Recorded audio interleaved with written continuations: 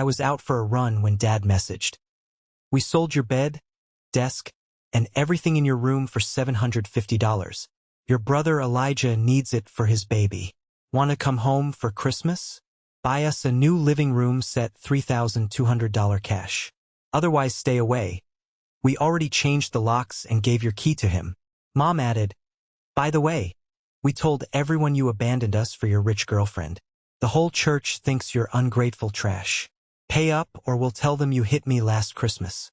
Dad, remember when you begged us not to sell Grandpa's watch he left you? We sold that too. $350. My brother laughed. The neighbors already think you're on drugs.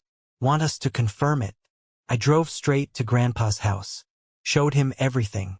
By evening Dad was screaming, what did you tell him? He's giving us 30 days to get out. We're joking. Please let us explain.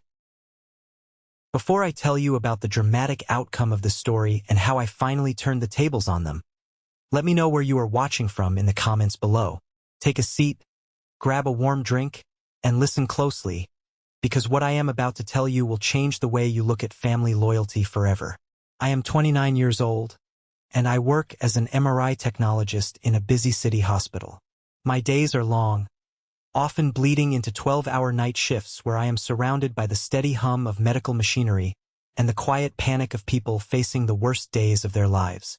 You learn to stay calm in that environment. You learn to compartmentalize chaos.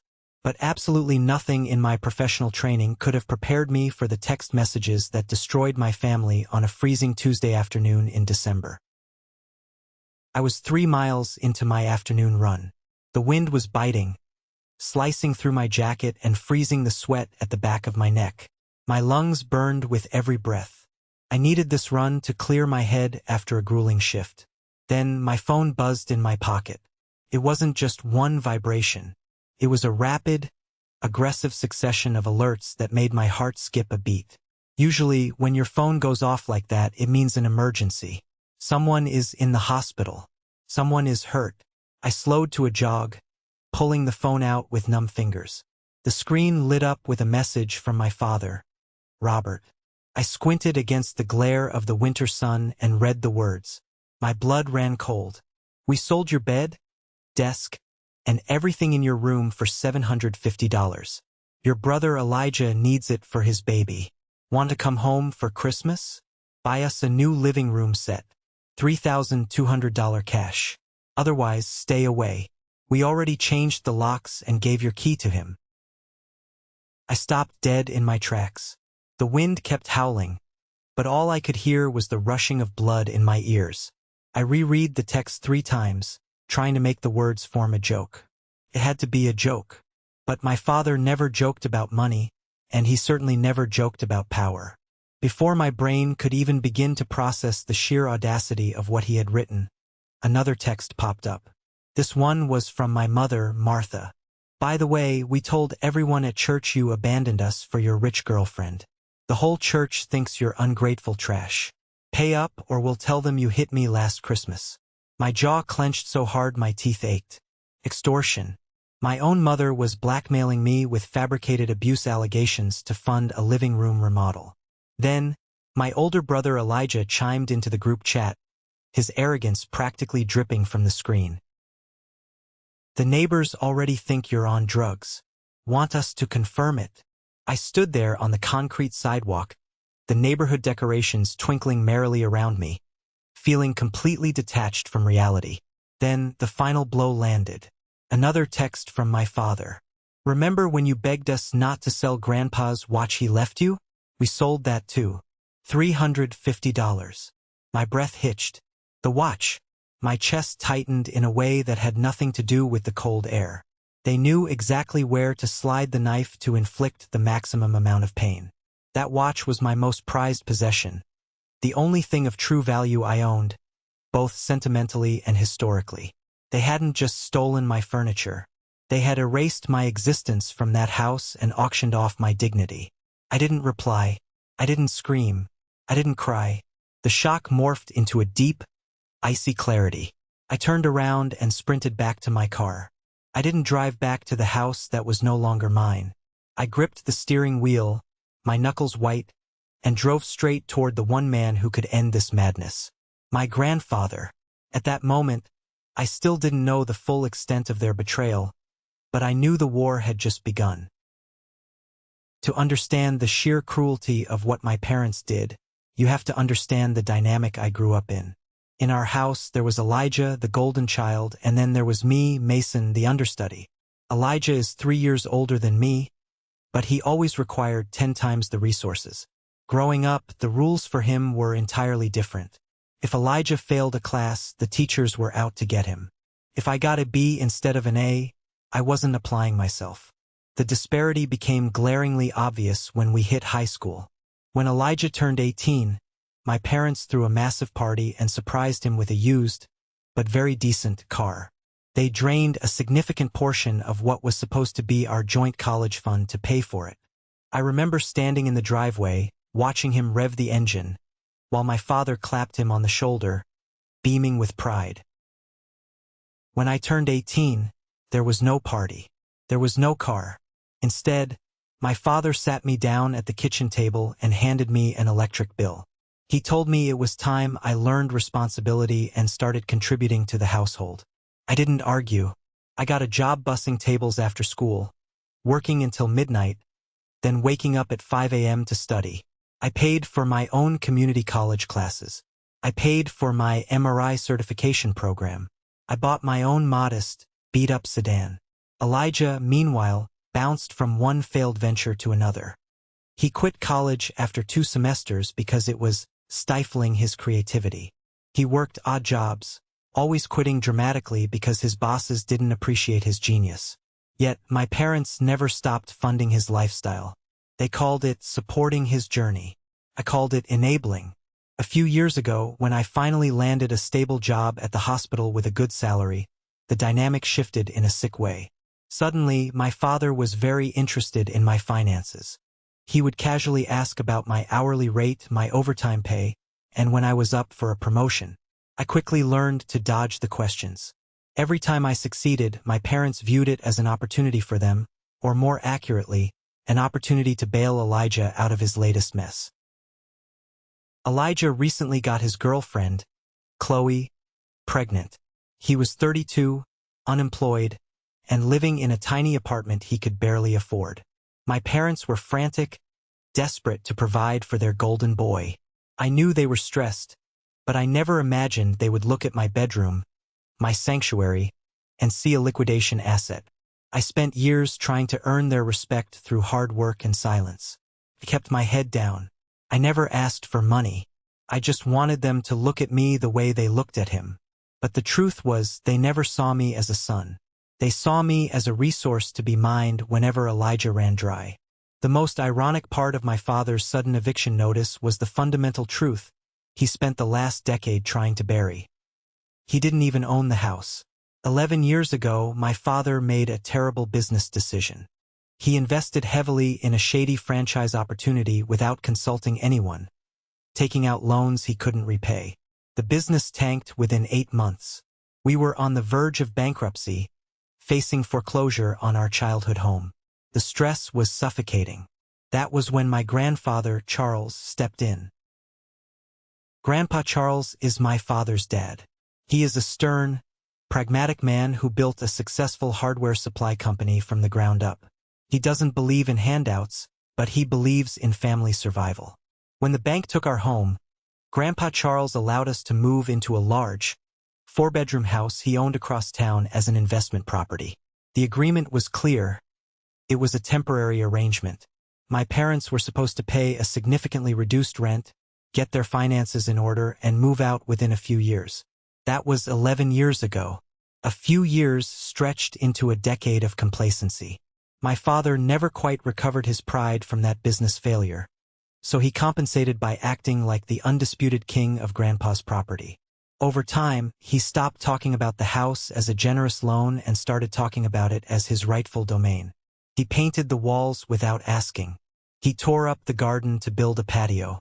He paid the reduced rent sporadically, always offering Grandpa Charles a barrage of excuses about unexpected expenses. My Uncle Thomas, my father's younger brother, was the worst enabler. Thomas was the peacekeeper of the family, which really meant he was the one who demanded everyone else tolerate my father's toxic behavior. "Your dad is under a lot of pressure, Mason," Thomas would tell me over Thanksgiving dinners. "Just let him have this. Don't mention the deed. It hurts his pride." So we all played along with the delusion. We allowed my father to strut around, barking orders, making unilateral decisions about a property where his name wasn't on a single legal document. He thrived on the illusion of control. He loved hosting church group meetings in the living room, acting the part of the successful patriarch. I always hated the charade, but I stayed quiet. I kept my room clean, I paid for my own groceries, and I stayed out of his way. I thought that by making myself small, I could avoid his wrath. But living in a house of cards means that eventually, someone is going to demand a sacrifice to keep the structure standing. And when Elijah needed a nursery, my father didn't hesitate to throw me out of the castle he didn't even own. He forgot the golden rule of borrowed power. It can be revoked by the true king at any moment. Of all the things they took from me, the furniture meant nothing. A bed is just wood and springs. A desk is just a flat surface. I could replace those with 2 weeks of overtime pay. But the watch was different. The watch was a piece of my soul. It was a vintage, silver-cased pocket watch, heavily worn around the edges. It wasn't encrusted with diamonds or made of solid gold, but its value wasn't in the metal. It belonged to my great-grandfather, who passed it down to Grandpa Charles. When I was younger, I used to sit on Grandpa's porch, fascinated by the rhythmic ticking, watching the intricate gears spin through the glass back. Grandpa Charles always said that time is the only currency you can never earn back, so you must measure it carefully. While my parents fawned over Elijah's loud, empty achievements, Grandpa Charles quietly watched me. He noticed when I started working late shifts. He noticed when I bought my own textbooks. He noticed when I skipped family vacations because I couldn't afford to take time off from the diner. The day I received my official certification as an MRI technologist, there was no family celebration. My parents were busy helping Elijah move into his third apartment that year. I went to Grandpa Charles's house alone, holding the paper certificate. He didn't throw a party either. Instead, he walked over to his heavy oak desk, unlocked the top drawer, and pulled out the silver watch. He placed it in my palm. Felt heavy and cold, yet incredibly significant. "You know the value of hard work, Mason," he told me, his voice gravelly and firm. "You don't expect the world to hand you anything. You earn it. This belongs to a man who understands that." It was the single greatest validation I had ever received. It was proof that someone in my family saw me, not as an afterthought, not as an ATM for my brother, but as a man worthy of respect. I kept that watch in a velvet box on my desk. I polished it every Sunday. It was my anchor. My father knew exactly what that watch represented. He knew the bond between me and Grandpa Charles was something he couldn't control or manipulate. Selling it for a miserable $350 wasn't a desperate financial move. It was a targeted assassination of my spirit. He wanted to strip away the one thing that made me feel valued in that family. He wanted to punish me for having an inheritance of respect that he could never steal. When I read that text, I realized they didn't just want me out of the house. They wanted to break me so thoroughly that I would come crawling back, willing to pay their $3,200 ransom just to belong to a family that despised me. Looking back, the warning signs were flashing bright red for weeks. I was just too exhausted from my hospital shifts to see the trap closing around me. It started around Thanksgiving. Elijah brought Chloe to dinner, and the tension was thick enough to cut with a knife. Chloe was visibly pregnant, and Elijah was loudly complaining about their cramped one-bedroom apartment. My father sat at the head of the table, his face tight with forced cheerfulness. He kept glancing at me, his eyes calculating. A few days later, the snooping began. I came home early from a morning shift and found my father standing in the middle of my bedroom. He jumped when I opened the door, hastily pretending he was looking for a misplaced hammer. But his eyes were darting around the room, taking inventory, measuring the space. mentally pricing the antique mirror I bought at a flea market. Just checking the window seals, he mumbled, avoiding my gaze before hurrying out. Then came my mother's sudden interest in my schedule. Martha had never cared about my shifts before, but suddenly, she was keeping a detailed calendar. "Mason, honey, are you working the overnight shift on Tuesday?" she asked sweetly over coffee. "And you have back-to-back doubles next weekend, right? Such a hard worker." I thought she was finally taking an interest in my life. In reality, she was mapping out my exact whereabouts to figure out the largest window of time they had to empty my room without getting caught. The final red flag waved just 3 days before the texts. I was pulling into the driveway and saw my cousin Wyatt lurking near the backyard gate. Wyatt is a notoriously lazy guy who bounces between part-time gigs and always seems to be short on cash. When he saw my car, he practically jumped into the bushes. I rolled down the window. "Wyatt, what are you doing back there?" He forced a nervous laugh, shoving his hands deep into his pockets. "Hey, Mason, just Uncle Robert asked me to come look at the gutters. Said he might hire me to clean them out. Making a few bucks for the holidays." There wasn't a ladder in sight, and it had been raining for 2 days. It made no sense. But my pager buzzed with a message from the hospital, and my brain immediately switched back to work mode. I let it go. I ignored the sinking feeling in my gut. I told myself I was being paranoid. Family doesn't plot against family, right? I was so incredibly naive. They were gathering the dark clouds right above my head, orchestrating a storm that was designed to wash me out of their lives, while extracting every last drop of financial value I had left. They thought they had perfectly executed a flawless heist. They thought I would crumble. The drive to Grandpa Charles's house took 20 minutes, but I have no memory of the journey. I operated purely on adrenaline and cold, hard instinct. I slammed the brakes in his driveway, tires skidding slightly on the frost-covered concrete, and practically leaped out of the car. I didn't bother knocking. I pushed the front door open, the old hinges groaning in protest. Grandpa Charles was sitting in his leather armchair by the fireplace, reading a hardcover biography. He looked up, his thick white eyebrows knitting together in concern when he saw my face. I must have looked like a madman. Sweat-drenched running clothes, chest heaving, face flushed but eyes completely hollow. "Mason, what's wrong? Is someone hurt?" he asked, setting his book down immediately. I didn't say a word. Couldn't. My throat was locked tight, choked with a toxic mixture of grief and sheer, unadulterated rage. I walked over to him, pulled my phone from my pocket, opened the group chat, and handed it to him. I stood there, shivering in the warm living room, watching his face. Grandpa Charles is a man who plays poker with stone-cold precision.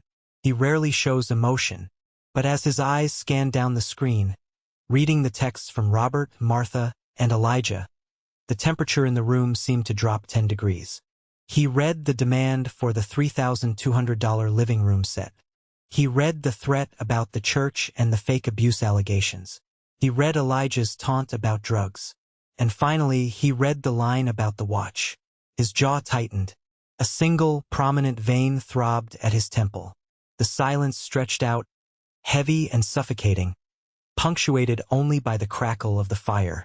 When he finally looked up at me, his eyes were like chips of flint. There was no pity in his gaze, only a terrifying, quiet fury. "They sold the watch," he stated. It wasn't a question. "Yes, sir," I managed to whisper, my voice cracking.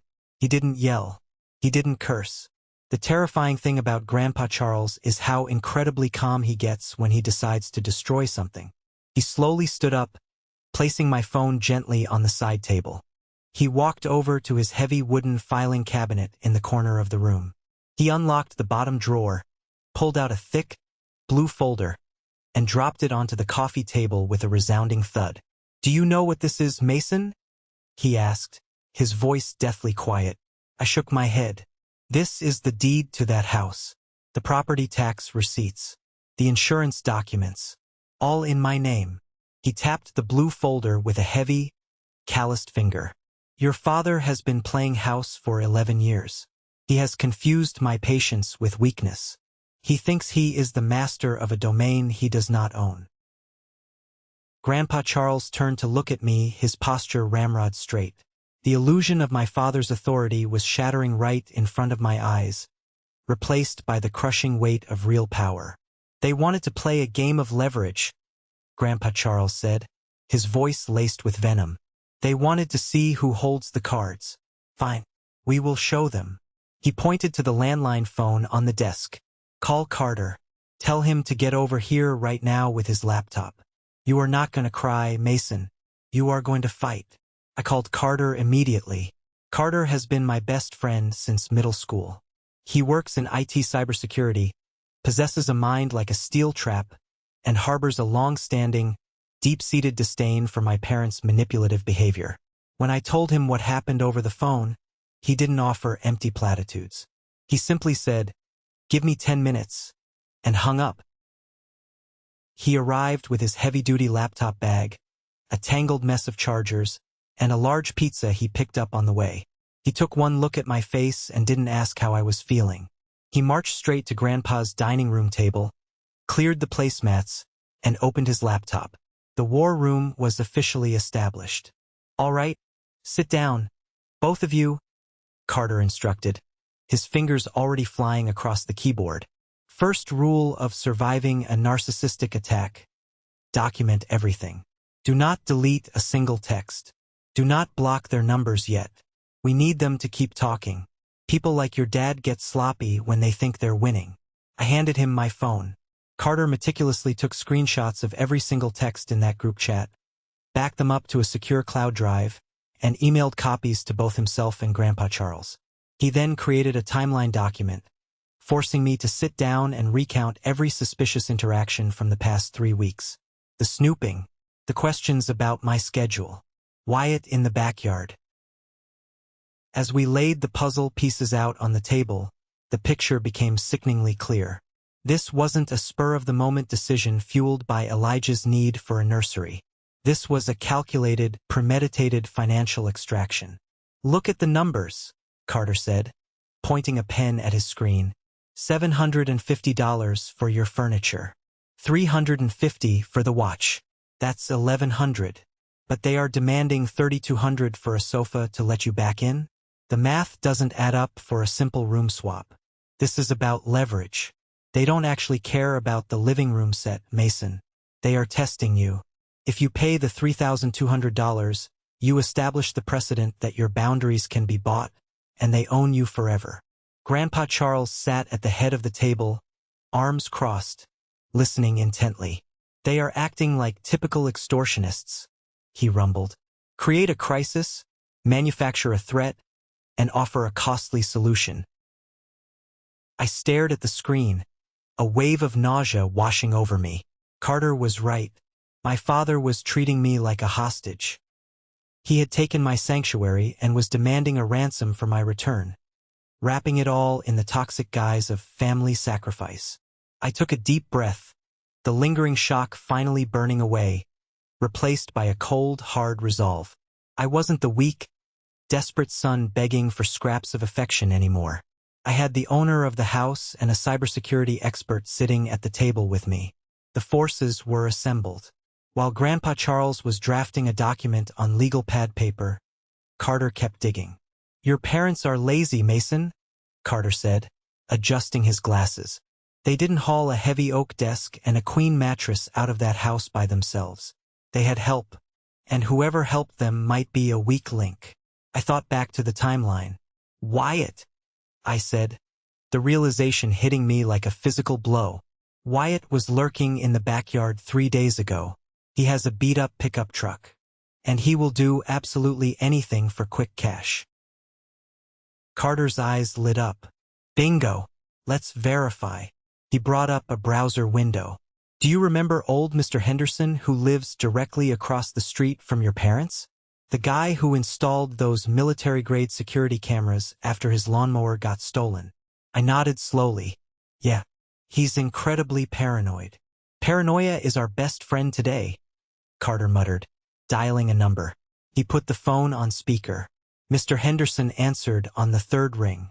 Carter spun a brilliant, fast-paced lie about me missing a package delivery and needing to check the street view to see if a porch pirate grabbed it between 1 p.m. and 3 p.m. that afternoon. Mr. Henderson, eager to play neighborhood watch detective, happily agreed to check his footage. 5 minutes later, Carter's email pinged. A video file from Mr. Henderson. We crowded around the laptop screen. The black and white footage was crystal clear. At exactly 1:45 p.m., shortly after I had left for my run, Wyatt's rusted blue Ford Ranger backed into my parents' driveway. The camera caught the whole miserable scene. My father, Robert, and my cousin, Wyatt, were hauling my desk out the front door.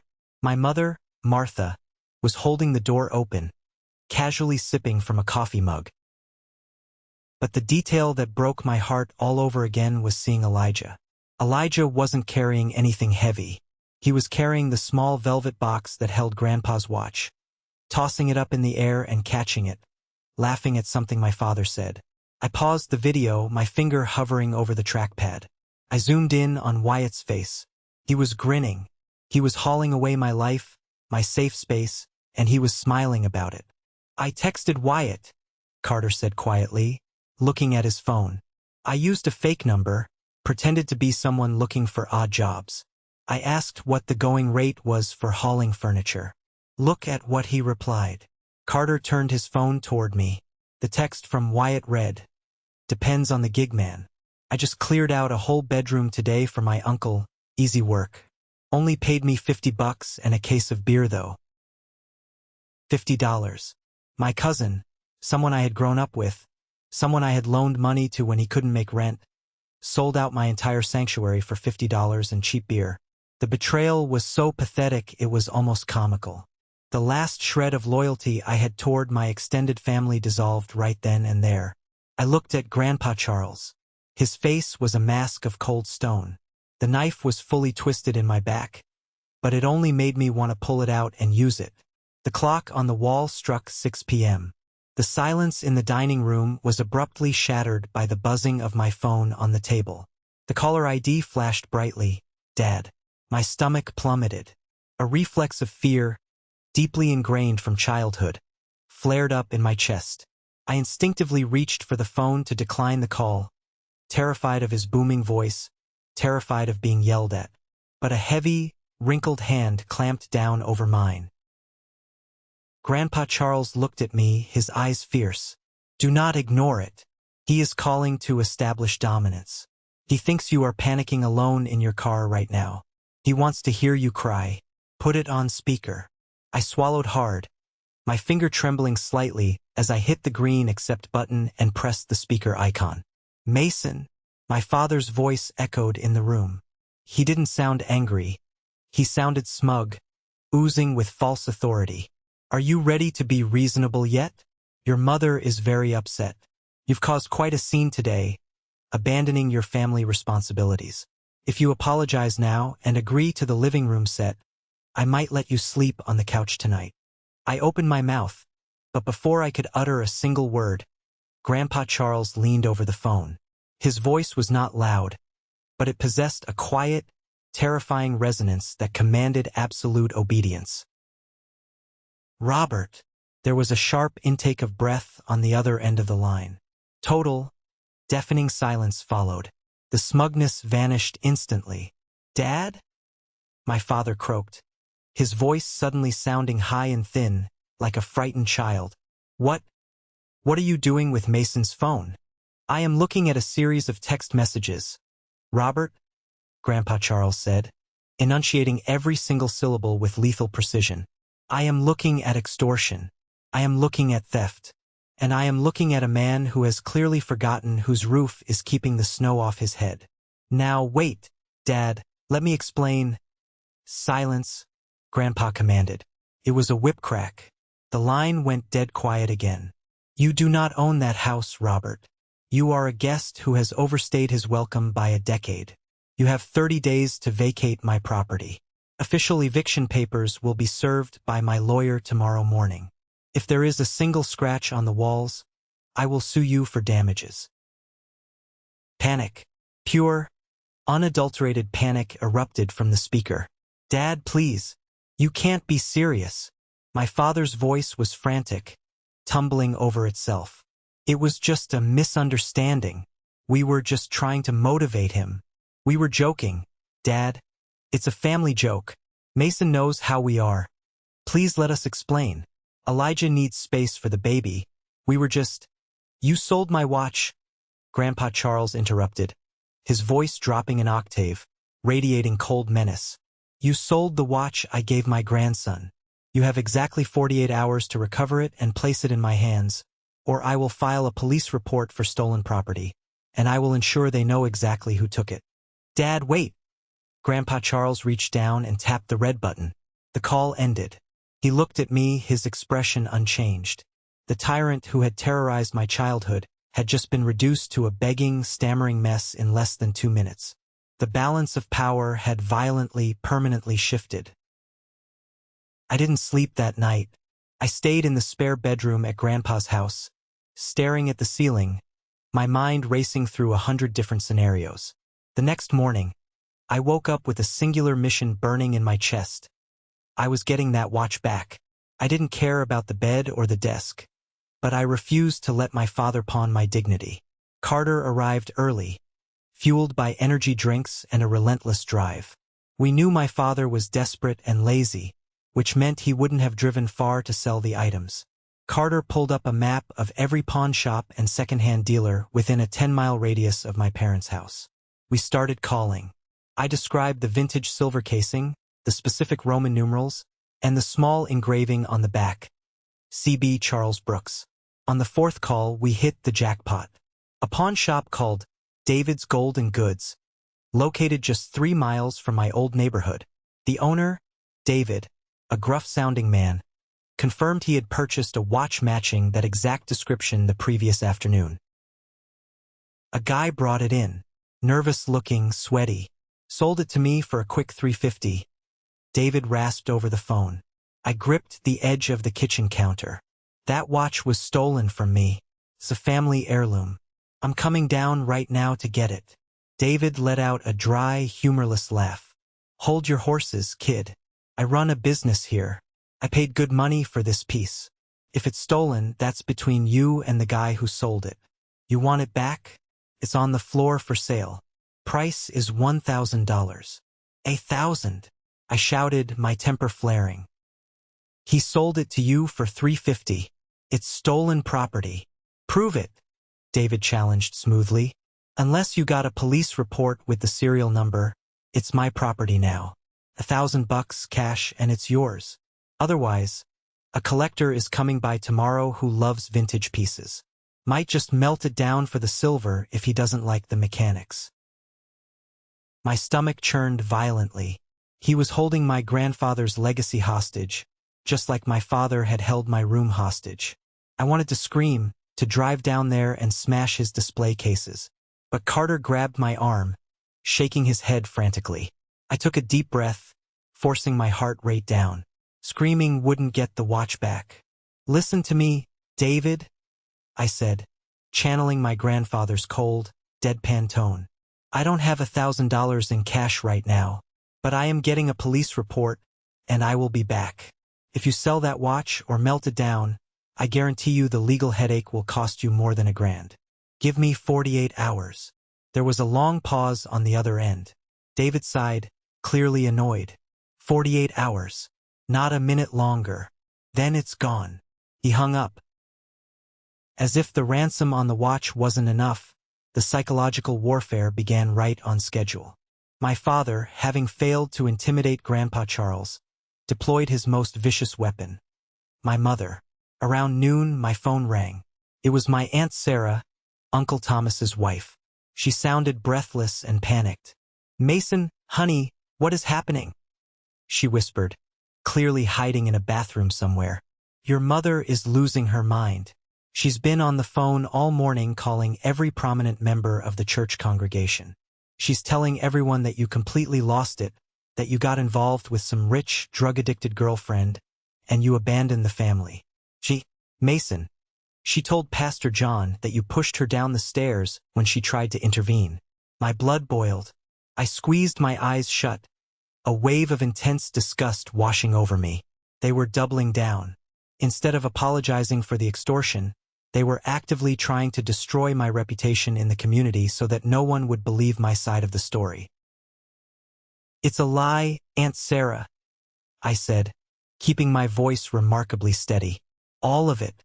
They sold my belongings and locked me out." "I know it's a lie, Mason," she cried softly. "But Thomas is furious with you. He says you disrespecting your father like this is tearing the family apart. He's demanding you come over and apologize to Robert right now. He says if you just give them the money for the living room, this will all blow over." The sheer toxicity of it all was suffocating. Uncle Thomas, the ultimate enabler, wanted me to pay my abusers to restore the fake peace. I felt a surge of pity for Aunt Sarah, trapped in a marriage with a man who demanded submission to a tyrant. "I'm not apologizing, Sarah," I said firmly. "I'm not paying them a dime. And I'm not hiding anymore. Mason, they are going to ruin you. You know how this town is. The rumors are already spreading like wildfire. They are going to make you look like a monster." "Let them talk," I replied, a strange, dark calm settling over me. The fear of their judgment, the fear of being the bad son that had controlled me my whole life, suddenly evaporated. Let them dig their own graves. "Just wait until tomorrow, Aunt Sarah," I told her before hanging up. "Wait until the dust settles."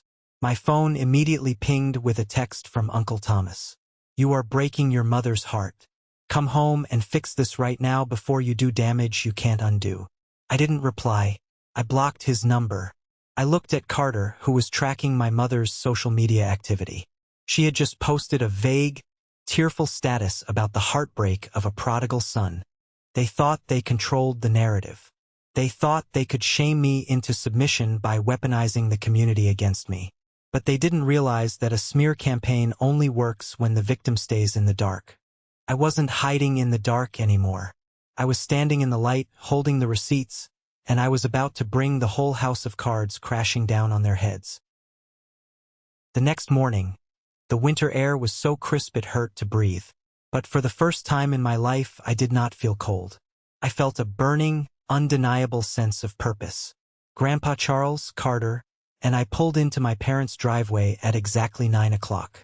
My parents were expecting me. They just were not expecting the company I brought. I walked up the concrete path to the front porch. This was the same path I had walked thousands of times, usually with my head down, exhausted from a long shift at the hospital, hoping to slip into my room unnoticed. Not today. Today I walked up those steps with my shoulders back.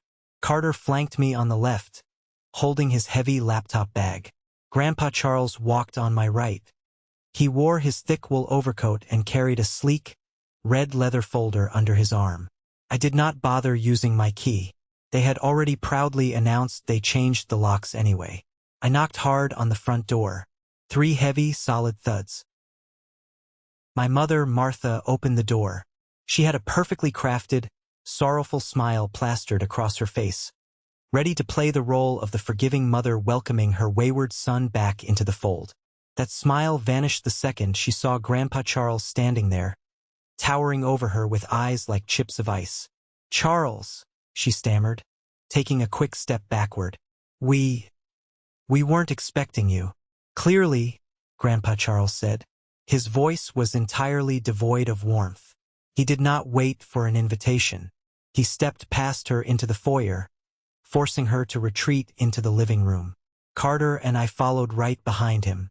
My father, Robert, was sitting in his favorite recliner.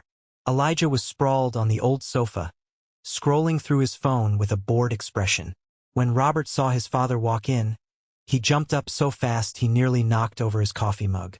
He quickly tried to puff out his chest, attempting to project the fake authority he had relied on for 11 years. "Dad," Robert said, forcing a nervous chuckle. "What a surprise. Mason actually dragged you into our little family disagreement?" I told him yesterday. "This is just a misunderstanding about his old bedroom." "Sit down, Robert," Grandpa Charles ordered. He did not yell. He did not raise his voice. He delivered the command with the absolute certainty of a man who knows he is obeyed. Robert's mouth clamped shut. He slowly sank back into the recliner. Elijah finally looked up from his phone, sensing the sudden, crushing shift in the room's atmosphere. Even my mother stayed completely silent, hovering nervously near the hallway. The smugness they had displayed in their text messages less than 24 hours ago was evaporating rapidly. They were suddenly trapped in a room with the one man they could not manipulate, intimidate, or extort. Grandpa Charles stood in the center of the living room. He did not take off his coat. He looked around the room, taking in the faded wallpaper, the scuffed floorboards, and finally, settling his gaze on my father. "There is no misunderstanding here, Robert," Grandpa Charles said flatly. "But since you insist on calling it that, let us clear up the facts. Mason, read them." I pulled my phone from my pocket. My hands were completely steady. I opened the folder where Carter had backed up the screenshots.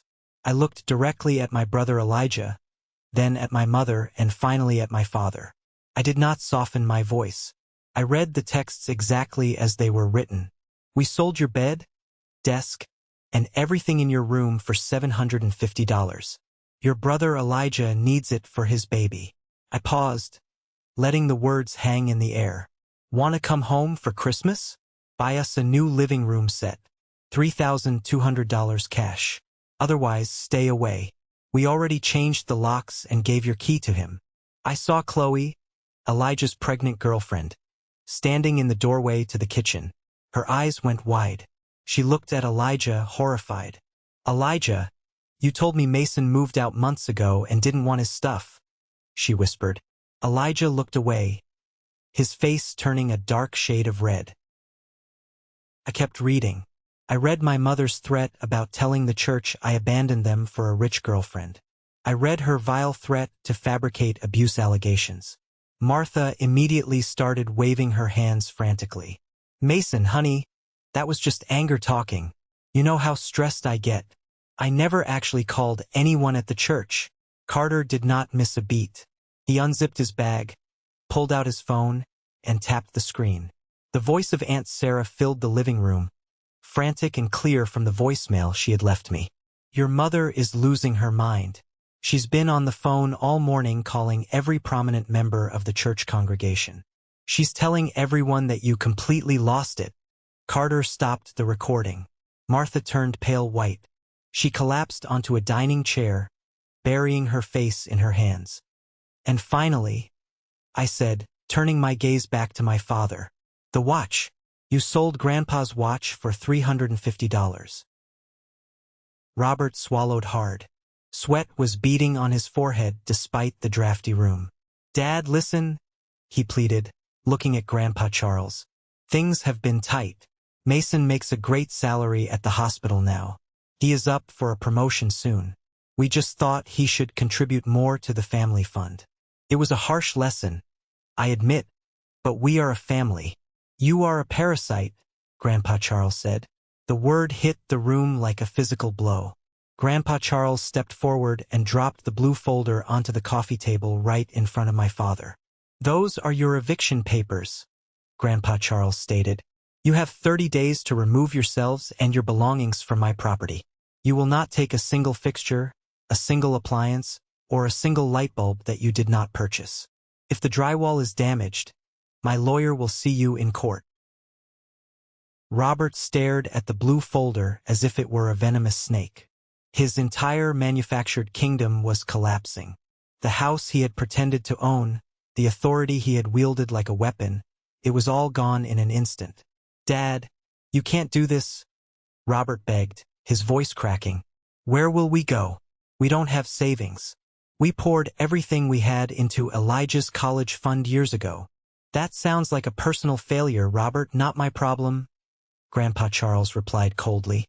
"You chose to steal from a hard-working son to fund a lazy one. You chose to use my house as a bargaining chip for your extortion. Your time is up." Then, Grandpa Charles did something that completely shifted the axis of my world. He opened the sleek, red leather folder he had been holding under his arm. He pulled out a thick stack of legal documents with heavy black seals. He placed them on the table next to the eviction notice. He took a silver pen from his breast pocket, flipped to the last page, and signed his name with a bold, aggressive stroke. He handed the pen to me. "Sign on the dotted line, Mason," he instructed. I looked down at the document. The bold letters at the top read, "Transfer of deed and ownership." My heart hammered against my ribs. "Grandpa, what is this?" I asked, my voice barely a whisper. "This is your inheritance," he said, looking me dead in the eye. "I am not leaving this house to a man who sells his own son's bed. I am giving it to the grandson who understands the value of $1 and the meaning of hard work. Sign it." I took the pen. My hand was shaking now, not from fear, but from the overwhelming tidal wave of vindication. I signed my name next to his. Grandpa Charles picked up the document, blew on the ink to dry it, and looked down at my father. "Robert," Grandpa Charles said, his voice ringing with absolute finality, "meet your new landlord. You have 30 days to get out of Mason's house." This is the moment that changes everything, the moment I finally took back control of my life. Thank you so much for your patience and for staying with me until now. You've been amazing. Please give this video a like and comment one below to let me know you've made it this far. Not only does this help more people find this story, but it also lets me know that my experiences truly mean something to someone. Your support is my greatest motivation to keep sharing the rest of this journey. The silence that followed Grandpa Charles's declaration was absolute. It was the kind of silence that rings in your ears. I looked down at the signed deed in my hand, felt heavier than gold. Robert stared at me. The arrogant, dominating father who had terrified me for 29 years was gone. In his place sat a broken, pathetic man who suddenly realized he held absolutely zero cards. He slid off the recliner and literally dropped to his knees on the faded carpet. "Mason," he choked out. Tears were streaming down his face. Real tears born from pure terror. "Mason, please. Son, please. You can't do this. We're your parents. We raised you. I'm sorry. I'm so sorry about the room. I'm sorry about the texts. Just tell your grandpa you forgive us. Please, just let us stay." Martha rushed over, grabbing my arm, her manicured nails digging into my jacket. "We'll get your furniture back today. We'll buy you new furniture. Please, Mason. You know your father has a bad heart. The stress of a move will kill him." Even Elijah, the golden child, was standing now, looking frantically between me and our parents. For the first time in his life, nobody was rushing to protect him. I looked down at my father groveling on the floor. A few days ago, this sight would have broken me. I would have rushed to comfort him, internalized the guilt, and begged him to stand up. I would have paid the $3,000 just to stop the crying. But looking at them now, I felt absolutely nothing. The well of empathy I had reserved for my family was completely bone dry. They had drained it themselves. I gently but firmly peeled my mother's hands off my arm. I stepped back, creating a clear physical boundary between us. "You didn't sell my room because you were stressed," I said, my voice eerily calm. "You sold it because you thought I was weak. You thought my need for your approval was stronger than my self-respect. You were wrong." I pointed toward the front door. "You have 30 days to pack your things. Do not contact me. Do not text me. You will deal exclusively with Grandpa's lawyer regarding the move-out inspection. If you try to vandalize this house, I will press charges." I turned my back on them. I walked out the front door with Carter and Grandpa Charles, leaving the sounds of my mother's hysterical sobbing echoing in the foyer. The storm inside that house was raging, but as I stepped off the porch and breathed in the freezing winter air, I felt completely, utterly peaceful. I had the house, but the victory was not complete. I still needed Grandpa's watch. Later that afternoon, I was sitting in my car in the hospital parking lot. I had to call out of my scheduled shift. My hands were still shaking from the morning's adrenaline, and I knew I could not safely operate an MRI machine. My phone rang. It was Dr. Harrison, the hospital director. He was a no-nonsense man who usually only called technicians directly if there was a massive crisis. "Mason," Dr. Harrison said brusquely, "your supervisor tells me you called out. This is highly unusual for you. You have a spotless attendance record. Is everything all right?" I hesitated. I hated bringing personal drama into my professional life. But I was desperate. "Dr. Harrison, I'm dealing with a family emergency. A severe one. My parents stole a valuable family heirloom from my room and sold it to a local pawn shop. The broker is demanding $1,000 to give it back, or he's melting it down tomorrow." There was a pause on the line. "Which pawn shop?" Dr. Harrison asked. "David's Gold and Goods on 5th Street. Dr. Harrison let out a sharp scoff. "David. I know that sleazeball. He tried to fence stolen surgical equipment a few years back. Give me 20 minutes, Mason. Do not pay him a dime." 30 minutes later, I pulled up to the pawn shop. A marked police cruiser was idling out front. Dr. Harrison was standing on the sidewalk talking to a police captain. It turned out Dr. Harrison and the precinct captain played golf together every Sunday. I walked into the shop behind the captain. David was standing behind the counter, looking incredibly pale and sweating profusely. He was holding the velvet box containing Grandpa's watch. The captain leaned on the glass counter. "So, David," the captain said casually, "my friend Dr. Harrison here tells me you've come into possession of a stolen vintage pocket watch. Engraved initials CB.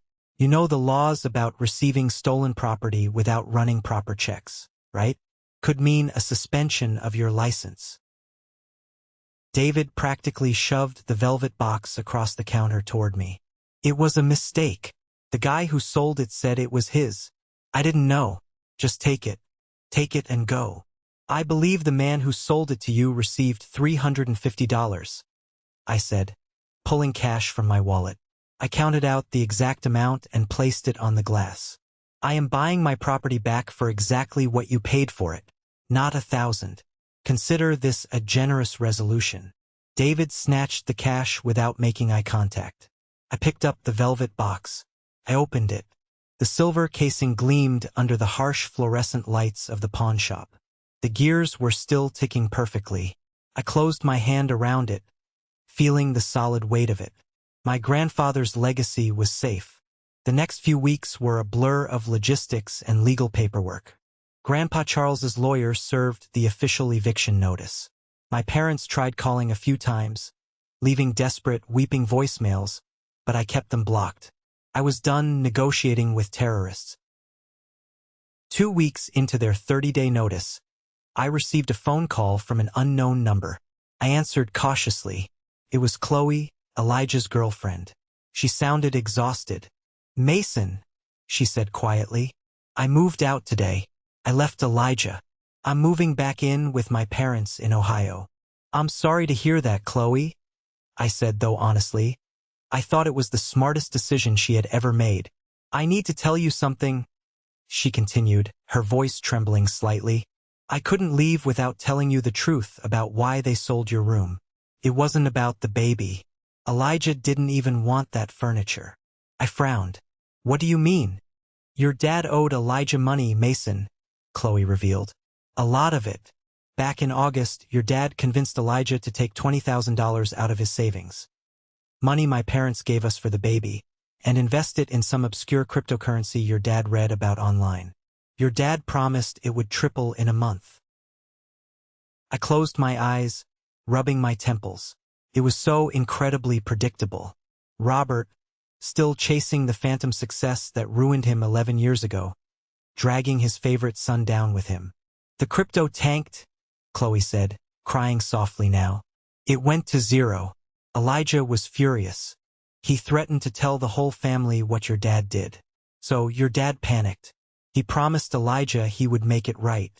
He told Elijah he was kicking you out, giving Elijah the entire house eventually, and selling your stuff to give Elijah some quick cash to keep him quiet. The subtwist hit me like a freight train. The entire narrative of family sacrifice, the guilt trips, the demands for a new living room set. It was all a massive, elaborate smokescreen. Robert wasn't asserting dominance as a patriarch. He was desperately trying to cover up his own catastrophic financial failure by throwing me under the bus to pay off his debt to the Golden Child. My room wasn't a nursery. It was a settlement payment. "Thank you for telling me, Chloe," I said gently. "Good luck in Ohio." I hung up the phone. Any lingering, microscopic shred of guilt I had about evicting them vanished into thin air. They didn't just betray me. They used me as a human shield for their own pathetic incompetence. Martha, realizing that tears and apologies were not going to get her house back, reverted to her true nature. Pure, unadulterated malice. If she was going down, she wanted to drag me down with her. A week before their move-out date, I was called into the HR office at the hospital. Dr. Harrison was sitting there alongside the HR director. "Take a seat, Mason," Dr. Harrison said. He didn't look angry, just deeply tired. "We received a rather disturbing phone call this morning. A woman claiming to be your mother called the main hospital switchboard. She demanded to speak to the administration." My stomach tightened. I knew exactly what she had done. "She claimed that you have a severe addiction to stolen hospital sedatives," the HR director said, reading from a notepad. "She claimed you are unstable, violent, and a danger to patients." I let out a long, slow breath. "It's retaliation," I explained quickly. "I recently took legal possession of the house they are living in, and I evicted them. She threatened to make these accusations in a text message weeks ago." I pulled out my phone, ready to show them the screenshot Carter had saved. Dr. Harrison held up his hand. "You don't need to show me that, Mason. I know your work ethic. I know your character. And I know the kind of people who try to fence stolen watches at David's Gold and Goods." Dr. Harrison leaned forward, interlacing his fingers. When the switchboard operator realized the nature of the call, they routed it directly to my office. I took the call personally. A small, grim smile played on the corners of Dr. Harrison's mouth. "I informed your mother that recording false accusations against a licensed medical professional to their employer is a textbook definition of defamation per se. I told her that our hospital's legal department is extremely aggressive in protecting our staff from malicious harassment.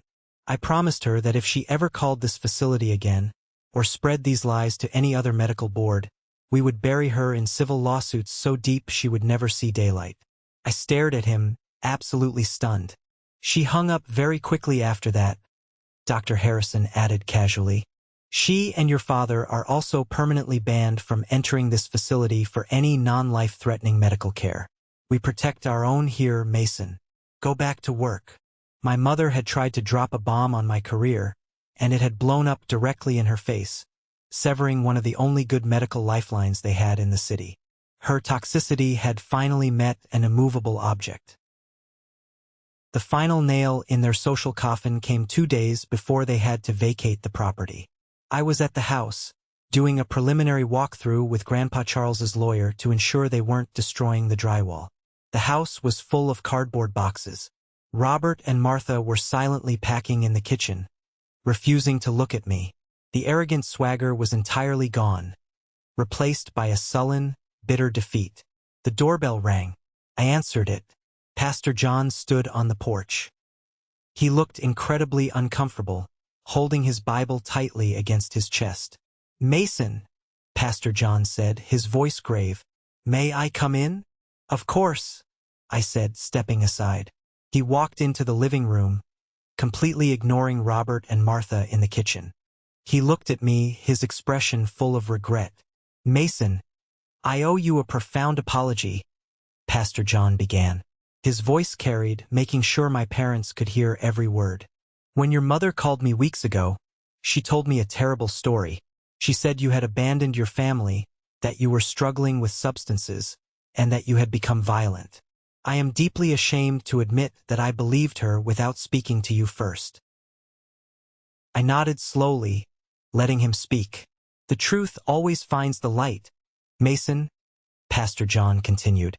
"A few days ago, I had a meeting with the precinct captain regarding our youth outreach program. He casually mentioned the incident at the pawn shop.